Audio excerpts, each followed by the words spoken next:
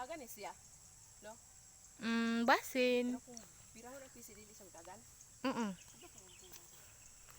Yan. Siya lang mag-isa. Hi Katochki! It's me again sa part of this video. Pilitin natin sumakay ng kalabaw ngayon kahit takot tayo. Oh, diba?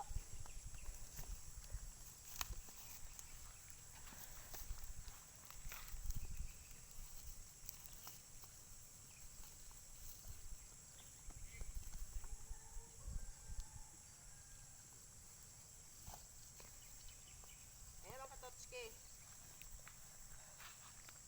Nakapajama tayo kasi para ang kinakagid na ko Palaging sumasakay ng hayop.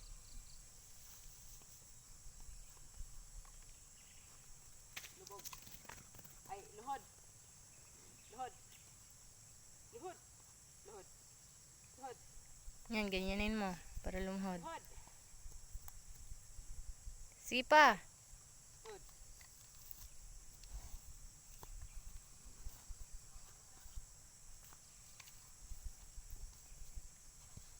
Yan, nakasakay na siya. Pero para mahulog siya. Ang hirap talaga. Oh no. Oh no. Takot siya. Kala nyo? Madali na lang yung magmaniho ng kalabaw? Ha?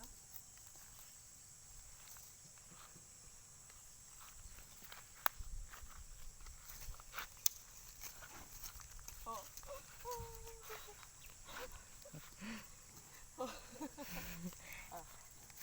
Yan, papakainin natin yung kalabaw dito Katoch.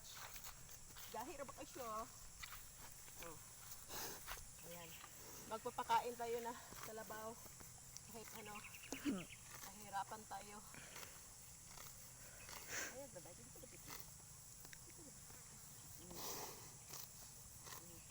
Ayan. So, ang oras sa amin dito Katochki, mga 8. Mga mamayang 10. Pahinga na natin yung mga Nalagot. Saan ka papunta?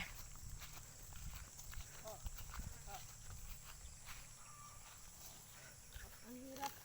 Kasi yung sinusuot ko.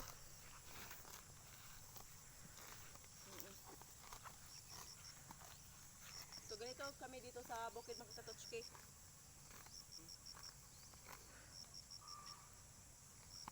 Marami kaming alaga kaya yung iba hindi masasakit. Ay! Oo. Diba? May isa hindi masasakyan. Kahit takot na takot ako.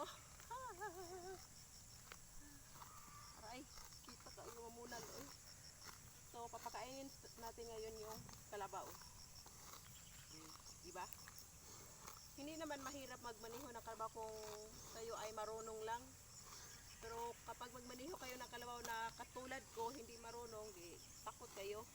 And then, takot din ako mahulog kasi ang laki ng katawan ko na sobrang tuba-taba ako ngayon.